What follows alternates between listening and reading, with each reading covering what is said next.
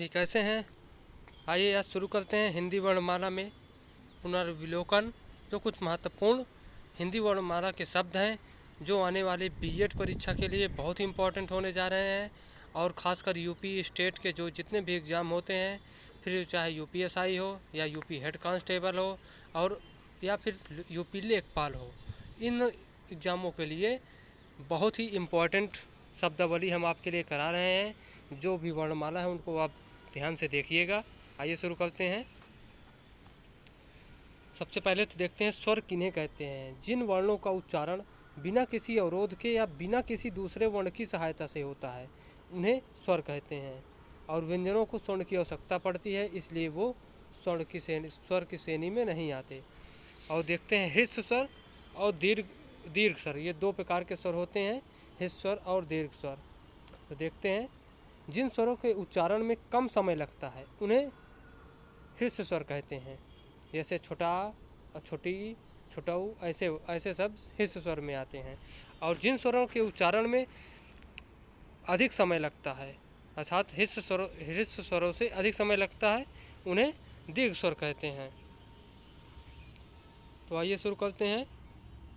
जो ह्रस्व स्वर है मूल, वो क्या क्या है? आ ई उ दी, ये मूल ह्रस्व स्वर हैं, आ ई उ दी। और दीर्घ स्वर देखते हैं। मूल स्वर जो कौन कौन से हैं, मूल इन्हीं को मूल स्वर भी कहते हैं। ह्रस्व स्वर ही मूल स्वर होते हैं, तो ह्रस्व स्वर ही हमें मूल स्वर पढ़ते हैं, यही मूल स्वर हैं। और दीर्घ स्वर में देखते हैं कौन कौन से स्वर आते हैं। दीर्घ स्वर में सब में बड़ा आ, बड़ी ई, बड़ा ऊ, ए, आए, ओ, औ, ये दीर्घ स्वर में आते हैं। और दीर्घ संधि स्वर में जो कौन से वर्ण यूज होते हैं दीर्घ संधि में, वो आ, ई, उ, ये सब दीर्घ स्वर में आते हैं। और संयुक्त वर्ण कौन से होते हैं? संयुक्त स्वर देखते हैं ए, आई, ओ, औ, ये संयुक्त स्वर होते हैं। हिंदी वर्णमाला में संयुक्त स्वर ए, आई, ओ, औ होते हैं। और आगत स्वर कौन है? आगत स्वर आ, आगत स्वर आ है।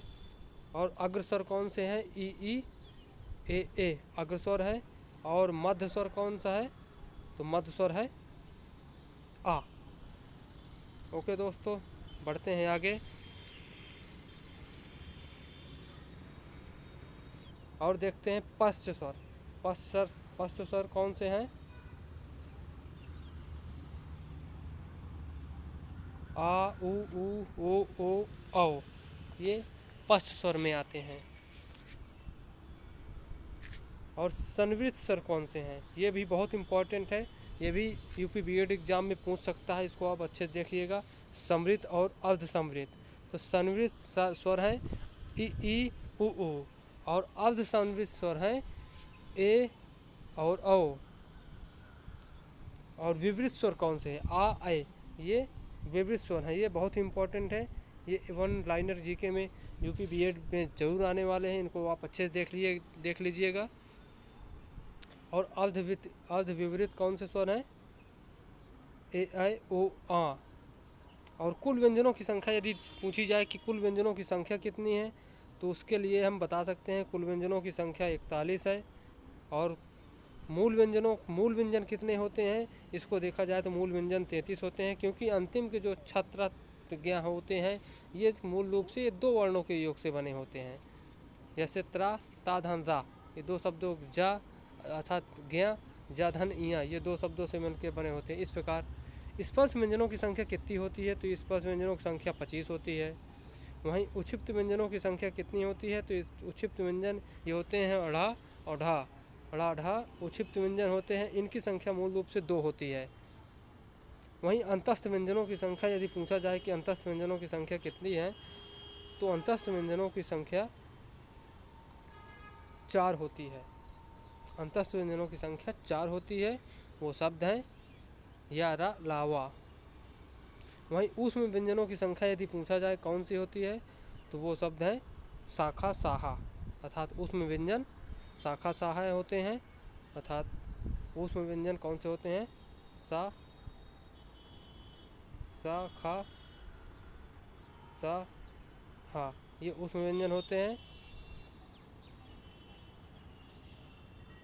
तो आगे देखते हैं। आगत आगत व्यंजनों की संख्या कितनी होती है? तो आगत व्यंजनों की संख्या 2 होती है। वहीं संयुक्त व्यंजनों की संख्या कितनी होती है? तो संयुक्त व्यंजनों की संख्या 4 होती है। वहीं है, ये है संयुक्त व्यंजन। ये संयुक्त व्यंजन है जो दिखे हैं, जैसे छा का धन खा, त्रा त्राधन रा, ज्ञा जधन इया, स्रा साधन रा। वहीं का वर्ग की ध्वनियाँ कितनी होती हैं?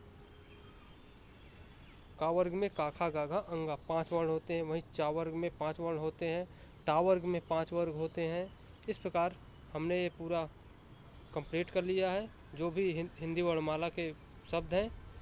और एक महत्वपूर्ण, इन्हें भी, इसको भी अच्छे से देख लीजिएगा। जो जिह्वा के आधार पर शब्द होते हैं वो कितने प्रकार के होते हैं?